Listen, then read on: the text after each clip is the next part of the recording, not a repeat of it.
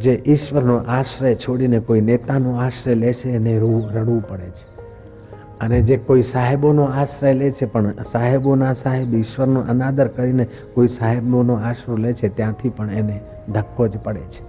માટે સાહેબો સાથે, નેતાઓ સાથે પ્રેમથી રહો એની ના નથી, પણ આશ્રય દાતા ઈશ્વરનો લો, પછી જ સાહેબોનો આશ્રય તમારી ફેવરમાં કામ આપશે. પણ અંદરવાળાથી તમે બગાડીને બહારવાળાને ગમે એટલા મસ્કા મારો, ત્યાંથી ધક્કા જ મળે છે. માટે દરરોજે અંદરવાળા જે સાહેબોના સાહેબ છે, નેતાના નેતા છે, ઈશ્વરોના ઈશ્વર છે, એ સચ્ચિદાનંદ સ્વરૂપનો અંદરથી આશ્રય લઈને પછી મિત્રનો આશ્રય લો, તો એ મિત્રમાં પણ બેઠેલો તમારો પરમાત્મા એમને સારી પ્રેરણા કરશે ને તમારા કાર્ય થશે. કાર્ય થાય તો ભૂલી જવું નહીં, અને કાર્ય જરા અટકી રહે તો ગભરાઈ જવું નહીં. આ તો મિથ્યા જગત છે.